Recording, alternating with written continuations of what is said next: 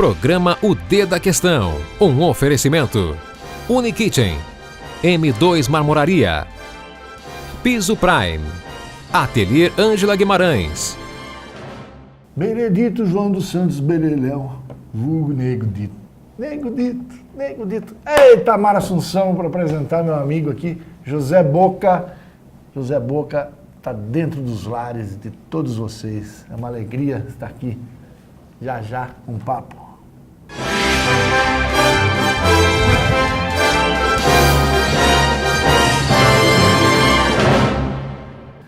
Convidado de hoje, contador de histórias, o ator José Boca.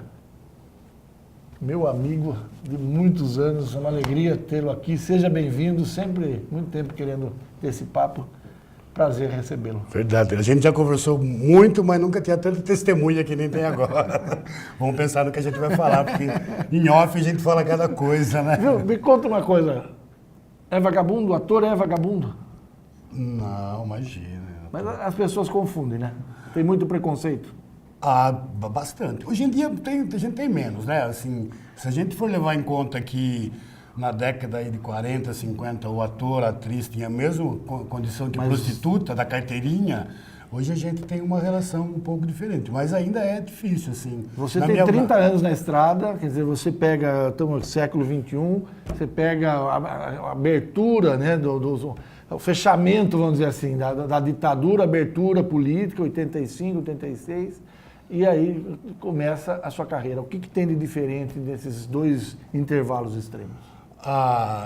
Principalmente falando assim, regionalmente, né, eu acho que a gente teve um avanço muito grande. Assim, a gente tem uma geração de jovens que eram meninos quando nós éramos jovens, eram crianças, que hoje estão aí, esse monte de coletivo que eu acho super positivo, né, e a gente teve o Olho da Rua, que você até teve uma participação, né?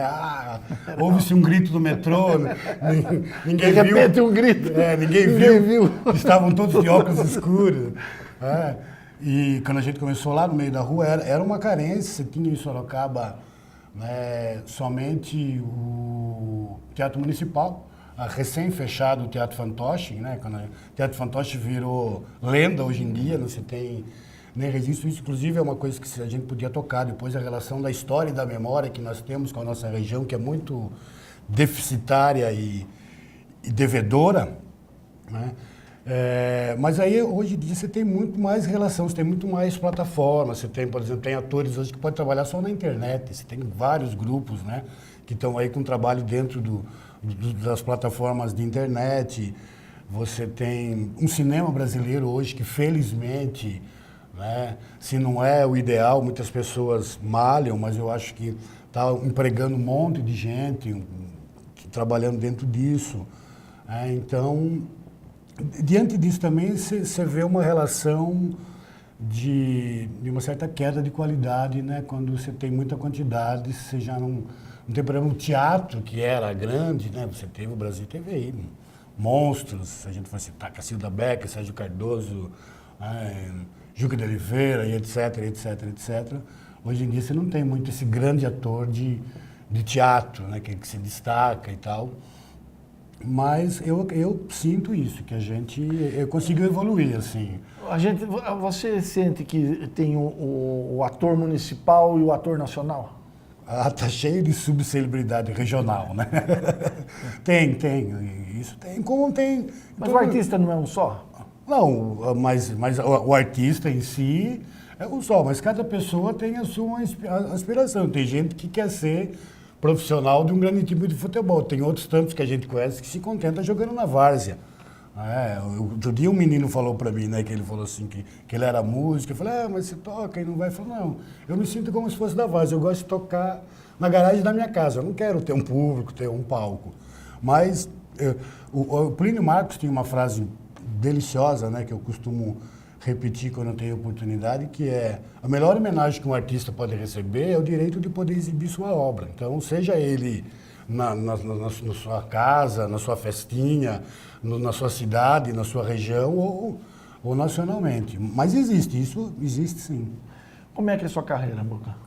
Bom, minha carreira começou lá em 1989, né, final do ano de 89, a gente eu estava num período muito difícil da minha vida, fazia pouco tempo que eu tinha saído do Senai, onde a gente não se conheceu e tal, estava com um filho pequeno, 2 filhos, meus filhos morando em outra cidade, eu desempregado.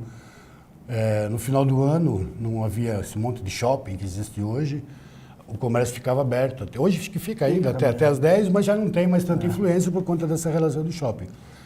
E aí tinha um grupo de pessoas, entre eles Álvaro Ramos, Márcia Mar, um Mantovani, falecido Mantovani, que era quem capitaneava esse grupo, e tinha um grupo de teatro junto ao Sindicato dos Metalúrgicos, que utilizava a antiga sede da Roda Penha, que tinha sido desativado com a mudança.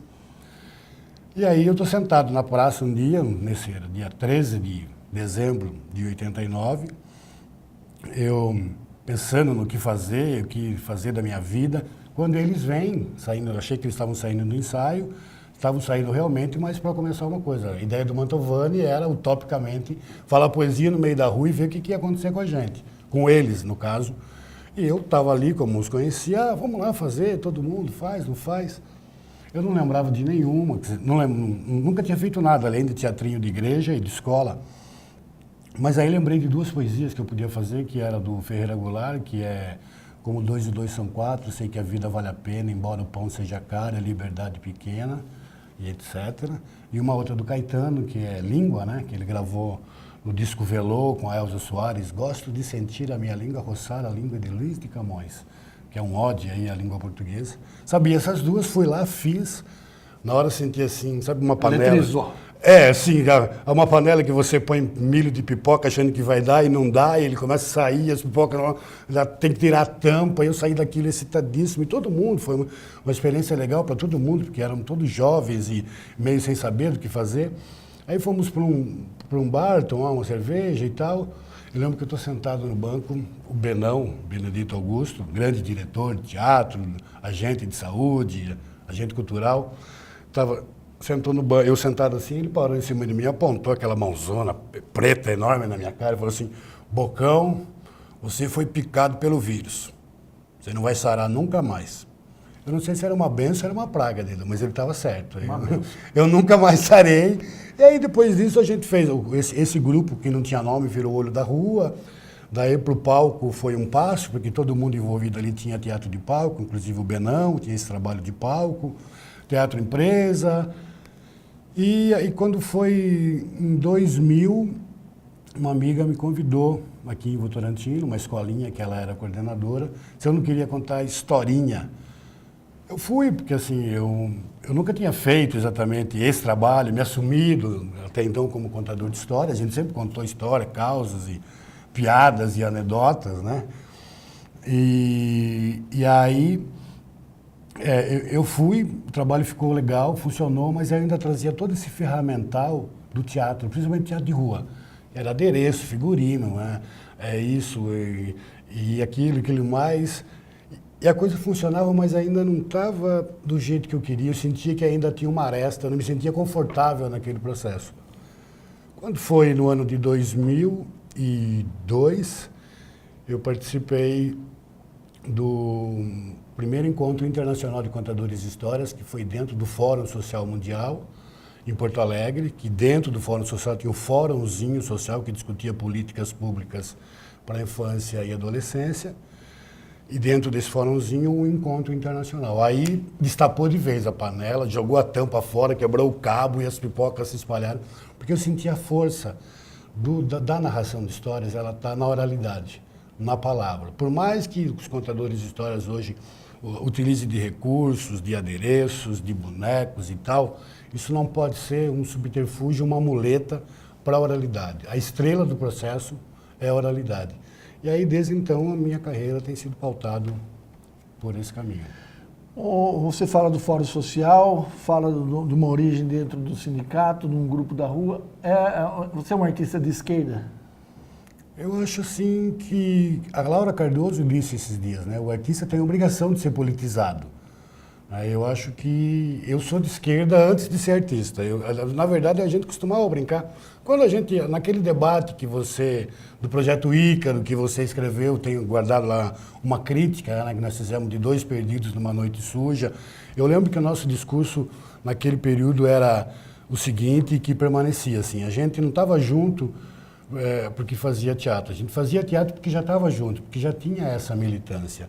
Eu ainda tenho essa utopia, né, de acreditar nesse processo da esquerda, nesse processo socialista, de uma sociedade igualitária. Recentemente eu assisti uma palestra com o Frei Beto que ele diz, né, que se toda a riqueza do mundo fosse distribuída igualmente para todas as pessoas que estão na face da Terra, todo mundo teria uma renda de R$7.000 por mês, né, para a vida inteira. Eu estaria super contente com R$7.000, né? Para mim daria para viver uma vida muito tranquila. Agora, isso não ver esse processo de 13 anos do PT, né, todo esse desgaste que você teve num dado momento com o Mensalão, hoje com essa questão da Operação Lava Jato, Petrobras, isso te machuca? Como que você... Não, isso é chato, não, isso é chato. A gente, né, eu faço parte das pessoas que não estão dentro do PT, hoje em dia nem tanto, mas o PT é um partido muito segmentado, né? Tem várias tendências dentro do partido. E vários grupos, e eu sempre tive do lado das pessoas que não concordavam com isso. Mas uma coisa que eu sempre achei importante e que era fundamental, e é fundamental dentro desse processo, é a questão democrática. Você vai para o voto, perdeu, não é porque você perdeu no voto que você não vai fazer aquilo. Mas eu realmente acho, e eu identifico isso, inclusive, historicamente, Deda, em 1989, né? Foi a perda do Lula, a derrota do Lula para o Collor no segundo turno em 89, foi essa derrocada total, essa perda de esperança, né? Outro dia, o Genuíno, ex-deputado e tal, que todo mundo conhece, muito tempo atrás, perguntaram a ele, você está rebaixando seus sonhos? Ele falou, eu estou rebaixando meus sonhos. Eu, infelizmente, não queria rebaixar meus sonhos, mas é o que a gente tem de pragmático. Eu reconheço, acho que não concordo, fico muito triste, mas por um outro lado também, Leda, eu reconheço muito avanço, porque eu viajo o Brasil inteiro, cara. Eu viajo assim, já fui da ponta lá do Rio Grande do Sul até o Maranhão, né, e percebo, fora desse circuito de agência de viagem, que você vai lá, o cara te leva, ó, veja aqui que bonitinho essa praia, essa aqui vai comer ali e tal.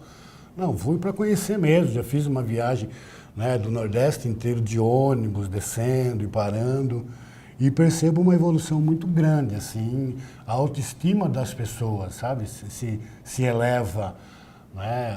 Eu vi alguém outro dia, uma grande, não vou lembrar agora o nome dela, dessa historiadora aí, que publicou uma pesquisa com relação à Bolsa Família, por exemplo, da possibilidade da mulher poder comprar salsicha e iogurte, que para nós pode ser banal.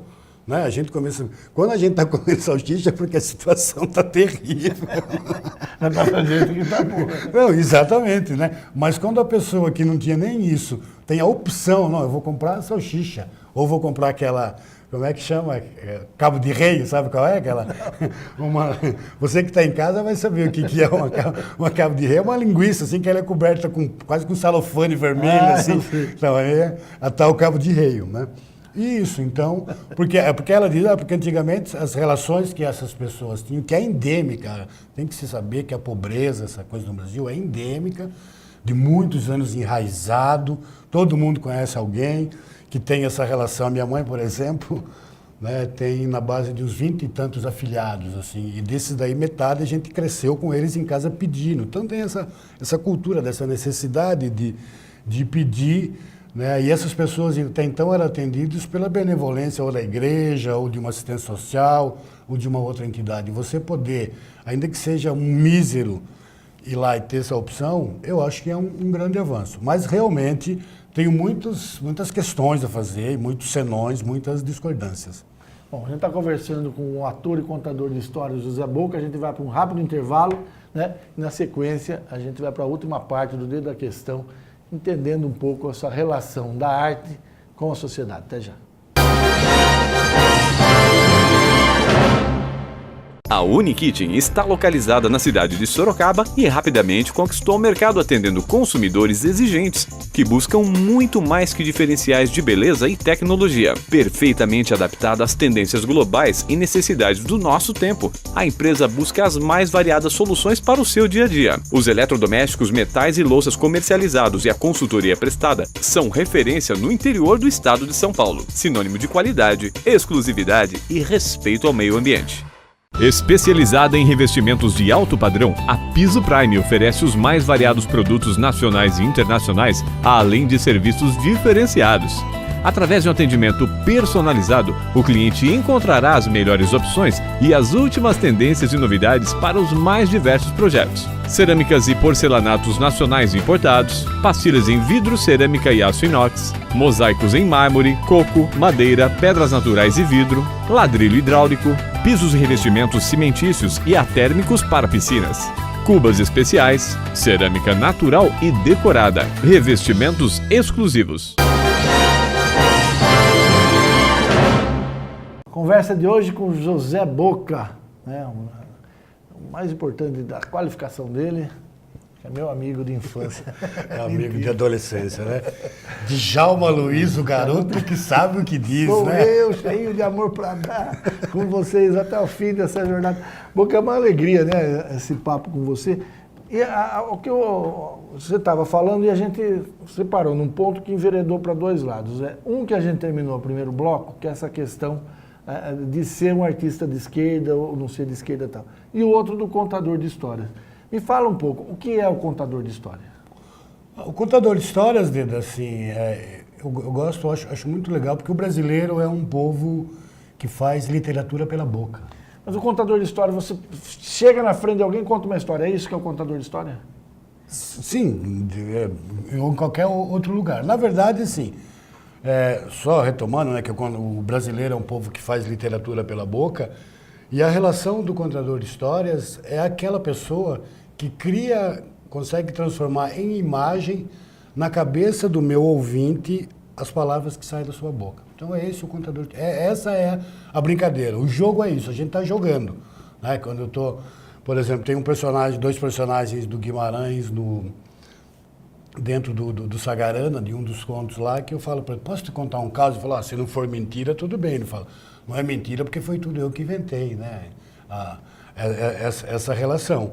Então, o processo do contador de histórias é isso. E a gente chegou num ápice quase que de comunicação instantânea, virtual e tecnológica, que a gente precisou voltar, né? A oralidade. Esse ciclo, essa volta da humanidade é sempre constante, né? A gente Agora, a história que você conta, você pensou ela antes, você escreveu ela antes, você decora ela, você inventa na hora? Tudo menos decora, né? O que a gente usa é memorização. A gente estabelece uma técnica lá e tal. Se você quiser, eu dou oficina aí, a gente pode conversar depois sobre isso, como é que é, né? Mas a gente memoriza determinadas partes e aí cada contador de histórias vai colocar o seu tempero, né? Conforme a grande Regina Machado, que é uma mestra aí dos contadores de história do Brasil, conforme o meu repertório de informação. Então, aí tudo aquilo que eu tenho, né, que eu trago da minha casa, da minha vivência, geneticamente ou socialmente ou didaticamente eu adquiri nessa vida, vai influenciar na minha narração. Então, geralmente eu ouço ou leio e conto ela com esse meu tempero, digamos assim. Se eu pedir para você contar uma história agora, você conta? Eu conto, claro. Então conta uma história. Eu vou contar um caso que eu tive para as bandas de Minas Gerais, eu achei muito interessante, né? Que essa coisa do escrever, do contar ou do escrever, tinha um coronel lá muito... coronel mesmo, nesse conceito de coronel da década de 40, que qualquer um ele mandava matar. Mas ele não punha a mão na sujeira, que tinha uns homens, os capangas, que faziam isso para ele. Mas ele chegava, disse que olhava para esmo assim e falava assim, tô com uma antipatia daquele jornalista Tardideda. Podia saber que no outro dia o Deda não amanhecia. Vivo, pelo menos, não. E aí mudou a cidade virou comarca. Veio lá um juiz e um promotor jovens, né, os moros da vida, né, assim, recém-empossados, cheio de idealismo, querendo mostrar trabalho para a sociedade, justificar o dinheiro que o Estado lhe pagava. E queria fazer justiça, que aquela matança lá não podia acontecer. O padre, muito solidário, sabia que ia sobrar, na verdade, era para os capangas, porque o coronel, ele mesmo nunca tinha matado. Foi lá aconselhar o coronel, falou: ô coronel, agora mudou aí a comarca, né? Tem um juiz, um promotor jovens, estão querendo trabalho. Melhor parar com esse negócio de matar as pessoas, viu? Ah, padre, mas os meninos só sabem fazer isso. Eles só sabem trabalhar com o dedo, não sabem pegar na enxada, capinar, não sabem lidar com o gado, não sabem ordenhar uma vaca, não sabem fazer nada. O que os meninos vão fazer? Aí o padre pensou: por que a gente não ensina eles a ler e escrever, né? Ah, padre, essa altura da vida, tudo burro velho, aprender a ler e escrever, por conta de quê?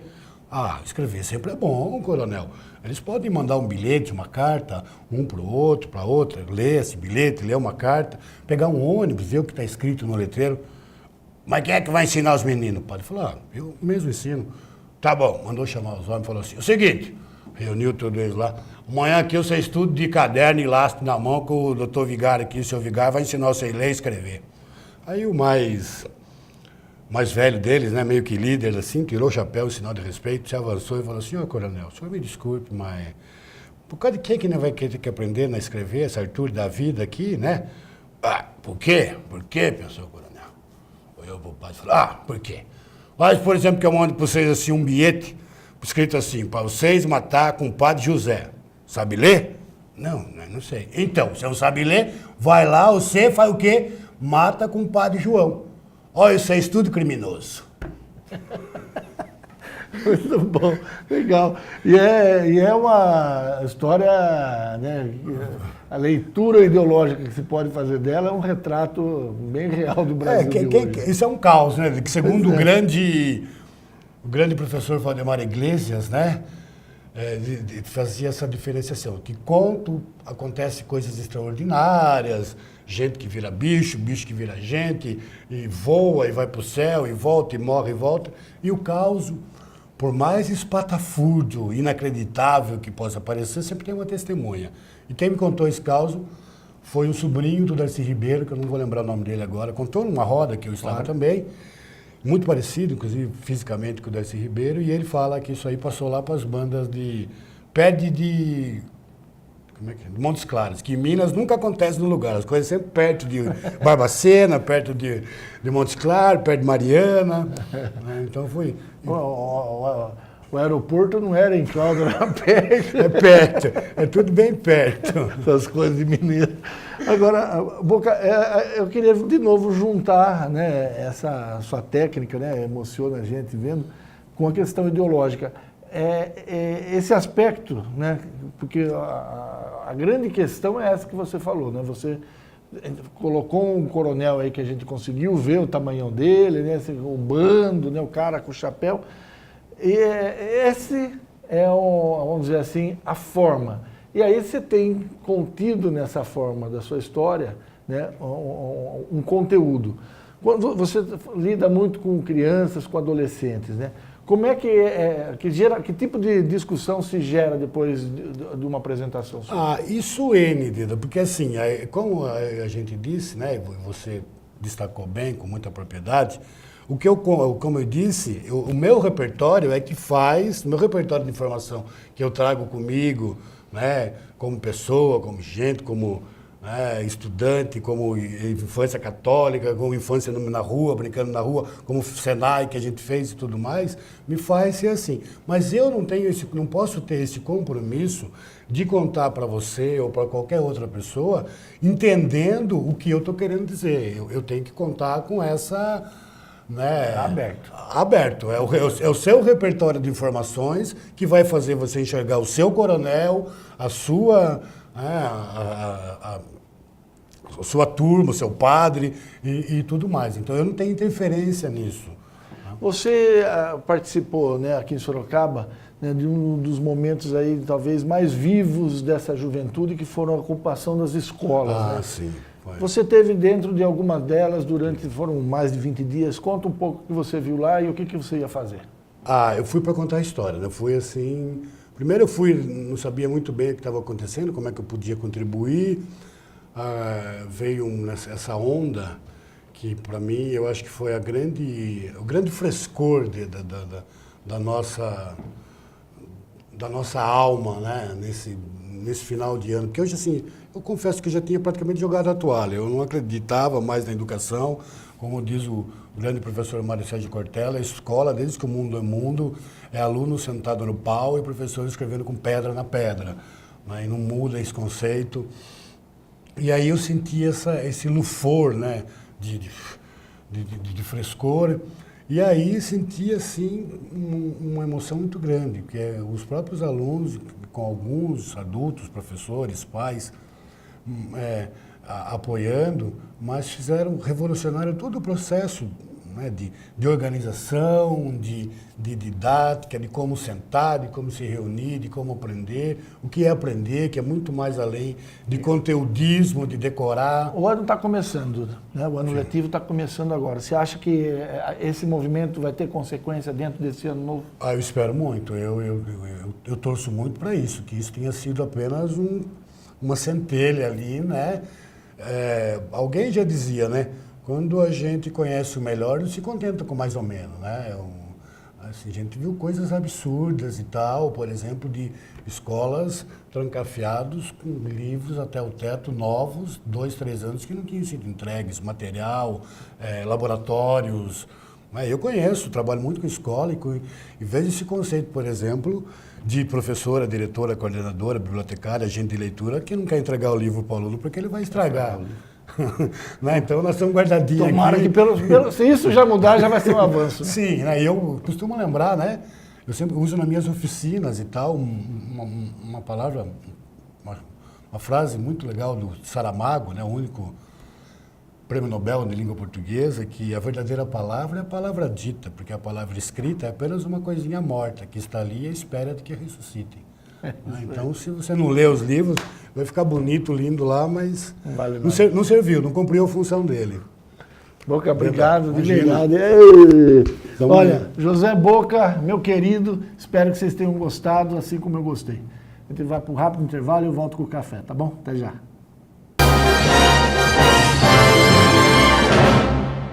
angelaguimarãesdecor.com.br M2 Marmoraria. 10 anos de compromisso com a beleza e a sofisticação. Rua Mário Tami, 52, Jardim Além Ponte. Próximo ao Extra Santa Rosália. 3237-3030. Sorocaba. m2marmoraria.com.br.